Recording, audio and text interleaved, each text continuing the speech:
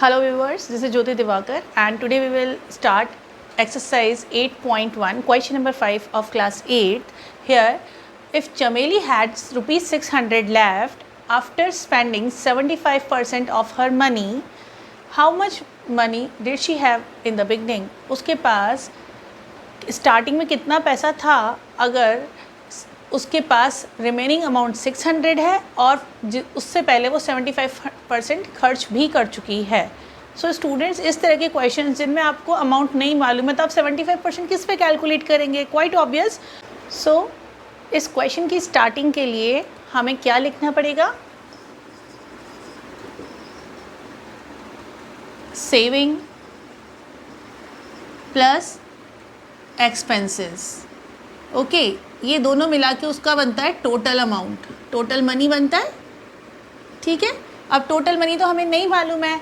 अगर सेविंग आपको पता लगा रखी है तो हम पहले परसेंटेज पे कैलकुलेट कर रहे हैं. तो स्पेंडिंग यानी कि एक्सपेंसेस पे हम 75% रख रहे हैं. टोटल उसके पास अमाउंट था 100%. सेविंग कितनी होगी? क्या करेंगे? Saving is equals to 100% minus 75%, that will be 25%. Exactly यही होगा.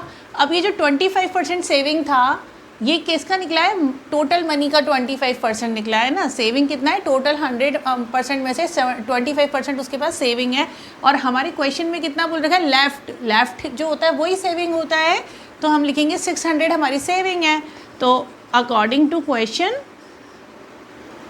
सेविंग कितना है? 600 रुपीज़. और हमारे हिसाब से कितना है? 25%. तो इस सेविंग की जगह हम 25% ऑफ टोटल लिख सकते हैं, दैट इज 600 रुपीज़. अब 25% के साइन को डिवाइड बाय 100 लिख सकते हैं. ऑफ की जगह मल्टीप्लाई लगा सकते हैं और टोटल को टोटल ही रहने देंगे, टोटल मनी, क्योंकि ये तो हमें फाइंड आउट करना है. अब ये नंबर जो है ये उधर जाके ट्रांसपोज हो जाएगा और आप इसको यहाँ भी कैंसिल कर सकते हैं. 25 का मतलब क्या होता है? 25 गोज़ 4 टाइम 100 होता है. तो ये हो गया 1/4. अब ये 1/4 का जो 4 है ये आपके पास ट्रांसपोज होकर के वहाँ मल्टीप्लाई हो जाएगा. तो total money equals to 600 multiply by 4. कितना हो गया ये? 2400 रुपीज़. यानी ये जो अमाउंट था उसका टोटल मनी जो उसके पास स्टार्टिंग में, यानी कि इन द बिगनिंग उन्होंने आपसे पूछा है, तो इन द बिगनिंग कितना अमाउंट था उनके पास? 2400 अमाउंट था. Let us solve question number 1 where a man got 10% increase in his salary. If his new salary is ₹1,54,000, find his original salary. Students, इस क्वेश्चन में आप लोगों को इंक्रीमेंट इन सैलरी गिवन है जो 10% है और न्यू सैलरी इंक्रीमेंट के बाद जो है वो भी गिवन है. आपको ये बताना है इंक्रीमेंट के पहले की सैलरी क्या थी.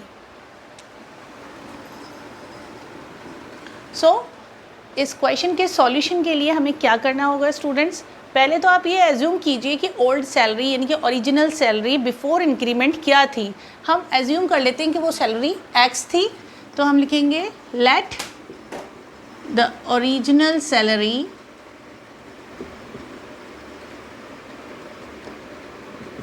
x.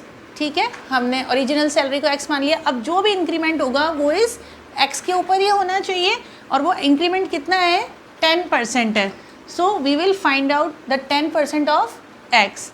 So increase salary in percentage.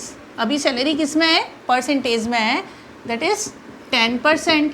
और ये किस पे निकल रहा है? 10% ऑन ओरिजिनल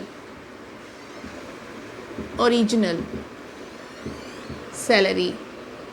तो हम इस ओरिजिनल की जगह पर 10% ऑफ x लिख सकते हैं क्या? ओरिजिनल मतलब x होता है. अब ये क्या हो जाएगा? 10x ऑफ की जगह आपने क्या लिया था? मल्टीप्लाई x लिया था. परसेंटेज को आपने डिवाइड बाय 100 बनाया था. तो हम इसको क्या लिख सकते हैं? 10x/100 लिख सकते हैं. यानी इंक्रीमेंट कितना है? 10x/100 रुपीज़ है. अब अगर मैं ओरिजिनल सैलरी के अंदर उसका इंक्रीमेंट जोड़ दूँ, एग्जाम्पल आप समझिए इसको. जैसे किसी पर्सन को सैलरी मिल रही है 5000, ठीक है, ये उसकी ओरिजिनल है. अब इसके अंदर उसको इंक्रीमेंट मिलता है 500 रुपीज़ का, तो ये 5000 मिल रहा है, इसके अंदर एडिशनल मिल रहा है ना, तो ये ऐड होगा, तो ये 5500 रुपीज़ का उसको न्यू सैलरी मिलेगा। ठीक है, ये इंक्रीज हुआ था, इन दोनों का एडिशन न्यू सैलरी होता है। तो बस यही स्टेटमेंट हम यहाँ पे यूज़ करने वाले हैं। हम क्या लिखेंगे, new salary is equals to increase plus original.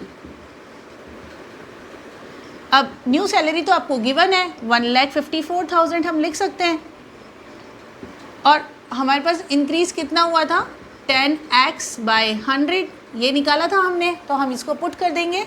और ओरिजिनल कितना माना था हमने x रुपीज़। ठीक है, अब आपको इजी है, दोनों x वाली वैल्यू हैं, हम जब लाइक टर्म्स होती हैं तो उनको हम x को आपस में ऐड कर सकते हैं। यहाँ हमें LCM लेना है, हम यहाँ 1 एज्यूम कर लेंगे। आप सॉल्व कीजिए, डिनोमिनेटर का LCM 100 आएगा, 100 गोज़ 100 1 टाइम, तो ये 10x एज इट इज़ रहेगा, प्लस 1 की टेबल में 100 कितनी बार आता है 100 टाइम, तो इस x को 100 से मल्टीप्लाई कर देंगे, और फाइनली ये सॉल्व होकर कितना बचाएगा 110x/100। और इधर आपके पास 1,54,000 की कैलकुलेशन वाला number as it is running में है। ठीक है, अब आपको क्या करना है, ये जो 100 है ये क्रॉस मल्टीप्लाई होकर ऊपर आ जाएगा, और ये 110 चला जाएगा डिनोमिनेटर में, रेसिप्रोकल हो जाते हैं नंबर्स, तो ये कैसा दिखेगा 1,54,000 मल्टीप्लाई,